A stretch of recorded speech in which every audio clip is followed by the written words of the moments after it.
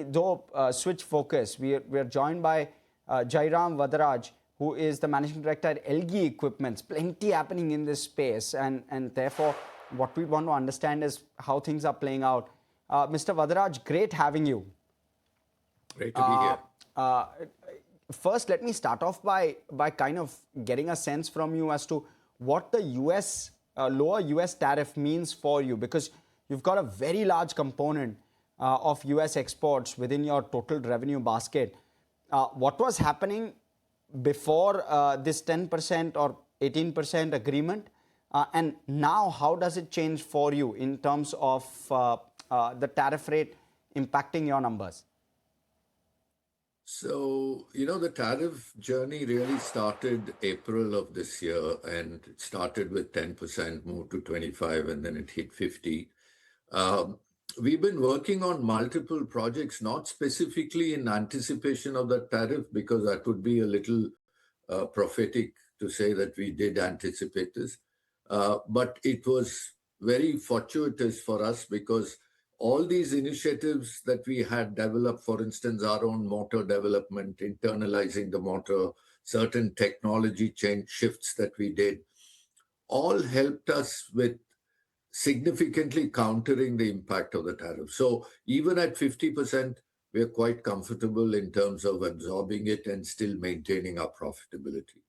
Now, having said that, we don't know where the tariffs are going to level out at. Assuming they don't level out at 50%, we'll be in a good wicket in terms of profitability. Okay. And what does it do to demand, sir? Does demand significantly start to rise? How should that play out? Because this should give you some bit of leverage, right?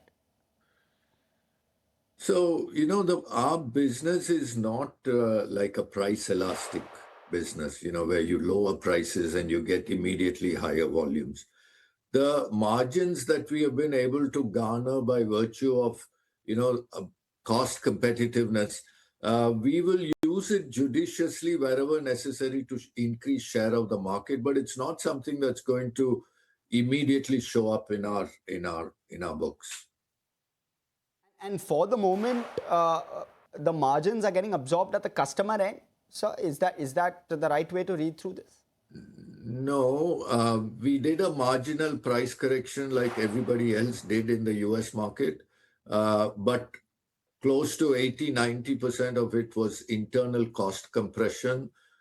Some of it is at a material cost level and some of it like at our overhead level. For instance, we have now over-indexed our investment in solar, and that's a significant reduction for us. So there are multiple pockets on which we've compressed cost and being able to, like I said, 90% of the tariff we've been able to absorb through that. So you're telling me that without margin compression, you've been able to absorb 90% of the tariff? Am I understanding this correctly? Absolutely. And yes. Now that the tariff unwinds, you've already compressed your costs and therefore margins should go up? Yeah, like I said, margins will go up, but we don't know at what level the tariffs are going to level out. So I'm not in a position to say this is what it is. Now, are we going to use that margin that we have now got additional to strategically increase our share of the market? Yes, we will do that. But it's not like an instant game because we are not in a business which is consumer and price elastic. So it will be a journey, but it's a positive situation to be in.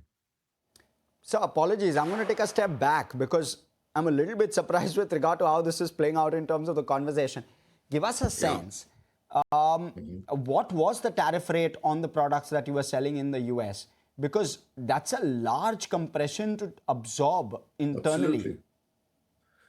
So we didn't have a duty before, so it is now 50%. So I'll give you some broad breakup on how we've been able to absorb this. A huge part of it came from internalizing motor production. Now, 60-cycle motors made for NEMA standards for the US market are very, very expensive motors compared to 50-cycle motors. Now, When we developed our motor production, we also incorporated the designs for 60 cycles. Now, when that happened, we've got a huge compression in our cost to the extent of 15 to 20% on our overall sales number level, right? In addition, we have done some engineering changes, which we have been doing as part of our overall progression, not in response to tariff, and that has given us another 10 to 12%. Now, solar has given us another 4 to 5%. There is a travel cost optimization that's giving us another 2 to 3%. So we have about 7 to 8 buckets from which we've been able to absorb these, right? Now, out of these 7 to 8 buckets, primarily 2 or 3 have been in relation to work that we commenced maybe 3, 4 years ago that is now fortuitously landing now. And that's something that was timing wise very great for us. The balance 4 or 5 buckets, which are relatively smaller in value, are all things that we have initiated in the last 8 to 10 months. Okay, so that's that's very, very unique to hear, the kind of compression that's happened on the cost side. Talk to us about growth, therefore. Now, I'll switch focus to the top line. Domestic growth, how is it shaping up? Give us a sense. How does this cost compression give you a leg up with regard to US growth as well? Give us a sense on both of those. So domestic growth has been good. Our overall growth story from a CAGR point of view, we've been able to maintain it over the last maybe 5 to 6 years. Our biggest challenge is to increase that growth rate by another 5 to 6%. And these are the incremental growth opportunities that we're looking at. As far as India is concerned, the story is very strong. We need to wait and see how the trade agreement with EU and the tariff settles in the US and the consequential trickle-down impact on all our industry that we serve. We'll have to wait and see, but I'm reasonably confident India has got a strong position. Second, in India, we are entering into the bottom of the thing, which has been dominated by cheap Chinese imports. Those numbers have been going up. We made a strategic decision to enter that with specially designed products for that market. Those products are doing exceedingly well, and we'll do a formal launch sometime in the early part of next financial year. So the India story is strong. Europe is a bit of a struggle for us because the overall economic situation in Europe is muted. We'll have to wait and see how that pans out. But we are reasonably sure that there will be that marginal growth that we've been experiencing in the past to continue. US has been strong for us so far. It is very surprising, but it is the fact.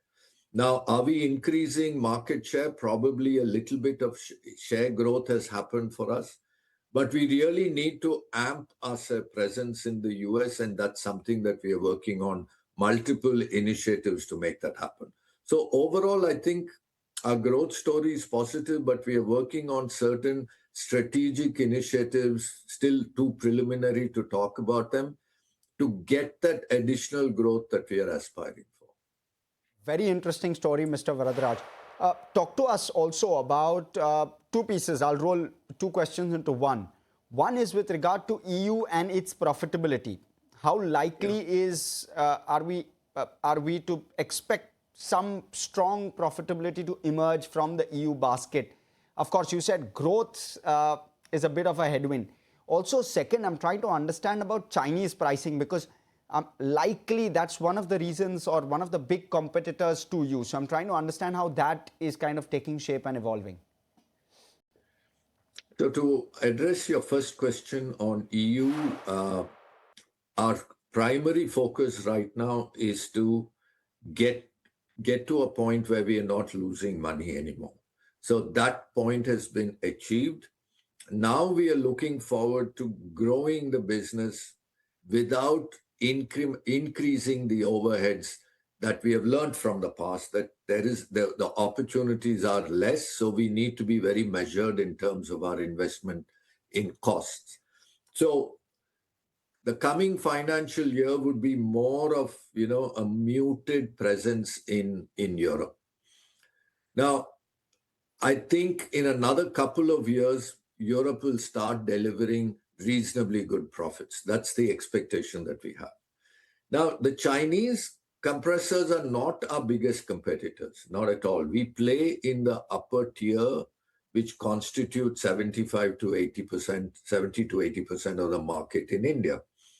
Now, the bottom of the pyramid, where the Chinese manufacturers have been dumping their products in India, that is beginning to increase in percentage, and we want to get into it before they become too large. And we'll be able to come up with an extremely competitive product, price-wise, performance-wise, quality-wise, far, far ahead of the Chinese. So we're quite confident of that. This has been a wonderful conversation. Gives us a great sense of how Make in India is playing out in the global market. Thank you very much. Thank you so much, Mr. Varadaraj, for coming in and speaking with us. What we'll do is slip into a very short break in the middle of all of these corporate conversations. Stay with us. More action to follow here on ELGI.